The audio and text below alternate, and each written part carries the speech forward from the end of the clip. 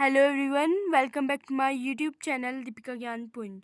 So this is me Deepika, one student of class 9, and today I am making a new video on class 8 science chapter number 8, which is cell structure and function. So today we are starting from activity 8.4.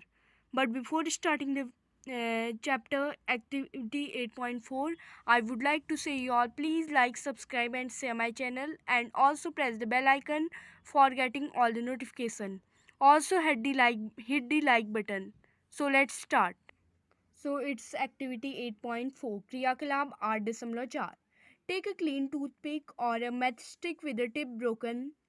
तो एक clean साफ toothpick लो या फिर एक माचिस की तिल्ली लो जिसके ऊपर का जो टुकड़ा है उसको तोड़ के scrap inside of your cheek without hurting it. तो अपनी चीक के पास पे उसको लगाओ, उसे भी अपनी चीक को बिना हर्ट किए हुए। Place it in a drop of water on a glass slide. एक ग्लास स्लाइड तैयार करो जिसमें आप वाटर की ड्रॉप डालो और उसको उसके ऊपर रख दो। Add a drop of iodine and place a coverslip over it. तो उस पर आयोडीन की एक ड्रॉप डाल दो। अल्टरनेटिवली एंड तो ऐड करो 1 से 2 ड्रॉप मेथिलीन ब्लू सॉल्यूशन की। Observe it under the microscope. इसको किसी माइक्रोस्कोप के अंदर ऑब्जर्व करिए। You may notice several cells in scrapped material figure 8.6।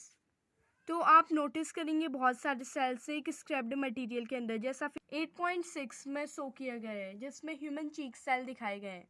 It is shown the nucleus in it, cytoplasm, nuclear membrane and cell membrane are shown it. तो we have seen the figure 8.6। You can identify the cell membrane, the cytoplasm and nucleus. तो आप identify करेंगे वहाँ cytoplasm, nucleus and cell membrane. A cell wall is absent in animal cell. तो जो animal cells होते हैं उनमें जो सेल वॉल होती है वो एब्सेंट होती हैं, वो प्लांट सेल में ही फाउंड होती हैं only.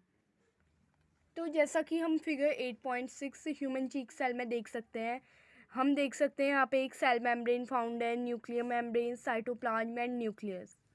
So let's know about what is cytoplasm.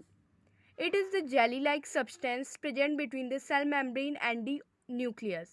तो ये जेली लाइक सब्सटेंस है जो सेल मेम्ब्रेन एंड न्यूक्लियस के बीच में प्रेजेंट होता है, जैसा कि यहाँ पे हमें साइटोप्लाज्म दिखाया गया। It is the cell membrane and it is the nucleus and it is the cytoplasm between cell membrane and nucleus and various other component और organelle of cell are present in the cytoplasm. तो बहुत सारे other component या organelle cell के present होते हैं यहाँ पे, यानी कि साइटोप्लाज्म में।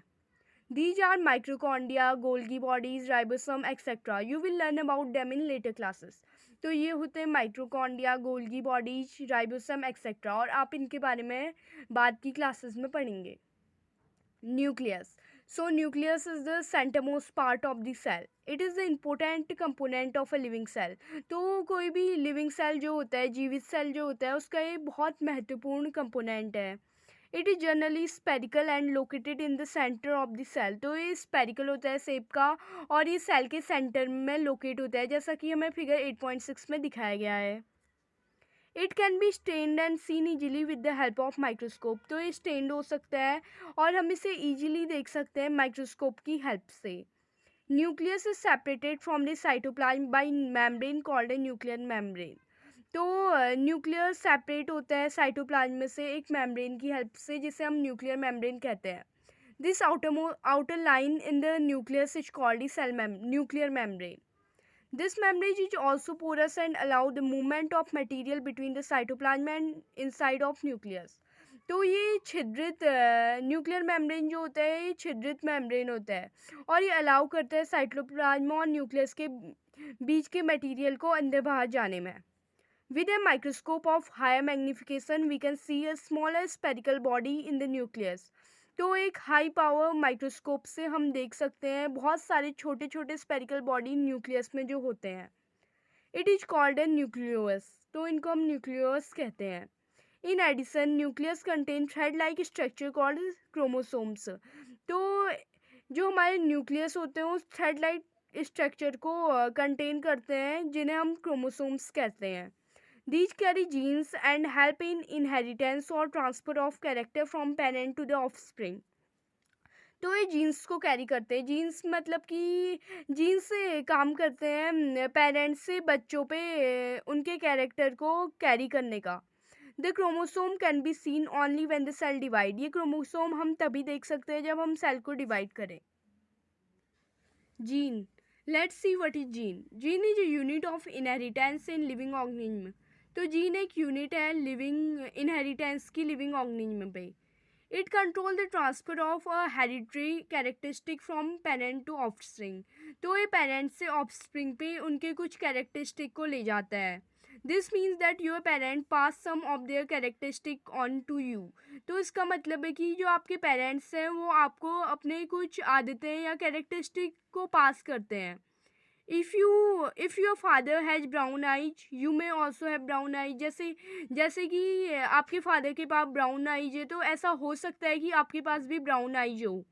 If your mother has curly hair you might also end up having curly hair. तो यदि आपकी माता जी के पास घुंघरालू बाल है तो ऐसा हो सकता है कि आपके पास भी घुंघरालू बाल हो। So these are the genes. However, the different combination of genes from parents result in different characteristic। तो बहुत सारे different combination genes के तुम्हारे parents से आप में आते हैं।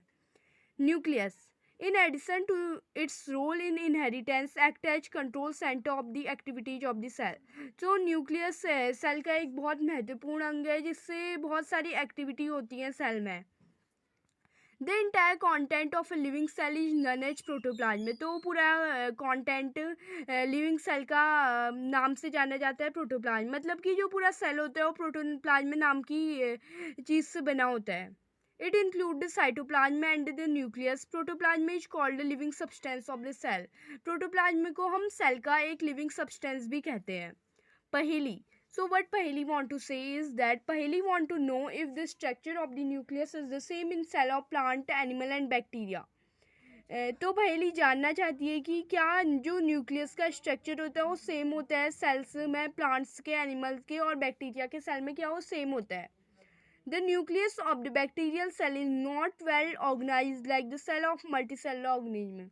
तो जो बैक्टीरिया सेल होता है उसका जो न्यूक्लियस होता है वो वेल ऑर्गेनाइज नहीं होता है मल्टीसेलुलर ऑर्गेनिज्म के मुकाबले। There is no nuclear membrane. तो वहाँ एक न्यूक्लियर मेम्ब्रेन नहीं होता है। The cell having nuclear material without nucleus membrane are term prokaryotic cell. तो वो सेल्स जिनमें न्यूक्लियर मटेरियल होता है बिना न्यूक्लियर मेम्ब्रेन के उनको हम प्रोकैरियोटिक सेल्स कहते हैं। The organism with these kind of cell are called prokaryotes. तो इस सेल्स इस काइंड के साथ जो ऑर्गेनिज्म में पाए जाते हैं उनको हम प्रोकैरियोट्स कहते हैं।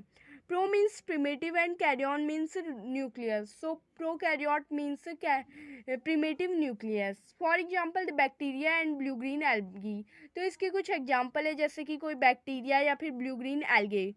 These cells like onion cell and cheek cell having well organized nucleus with a nuclear membrane are designated as eukaryotic cell। तो कुछ सेल्स जैसे कि ऑनियन सेल, चीक सेल्स वेल ऑर्गेनाइज न्यूक्लियस होते हैं इनमें न्यूक्लियर मेम्ब्रेन के साथ, तो हम इन्हें यूकैरियोटिक सेल कहते हैं। All organism other than bacteria and blue green algae are called eukaryotes. और अदर ऑर्गेनिज्म जैसे कि बैक्टीरिया और ब्लू ग्रीन एल्गी भी यूकैरियोट्स कहलाते हैं। Eu means true and karyon mean nucleus. तो eukaryon means true nucleus. While observing the onion cell under the microscope. तो microscope के अंदर जब हम ऑनियन सेल को ऑब्जर्व कर रहे थे, did you notice any black looking structure in the cytoplasm. तो आपने कभी ऑब्जर्व किया होगा ऑनियन सेल को माइक्रोस्कोप के अंदर, तो आपने नोटिस किए हों ब्लैक लुकिंग स्ट्रक्चर जो साइटोप्लाज्म के अंदर पाए जाते हैं। And it is called vacuole. तो इन्हें हम वैक्यूल कहते हैं। It could be single as big as in an onion cell। Cheek cell have smaller vacuoles। तो ये बड़े भी हो सकते हैं ऑनियन सेल की तरह और चीक सेल के पास छोटे large vacuole are common in plant cell. तो बड़े वैक्यूल प्लांट सेल में कॉमन होते हैं। And vacuoles in animal cell are much smaller. तो एनिमल सेल में जो वैक्यूल्स होते हैं वो बहुत छोटे होते हैं और प्लांट सेल में जो वैक्यूल्स होते हैं these are bigger in size. You might have noticed several small colored body in the cytoplasm of cells of Tradescandia leaf. तो ट्रेडिस्केंडिया की पत्ती में आपने नोटिस किया होंगे बहुत सारे छोटे कलर्ड बॉडी साइटोप्लाज्म में.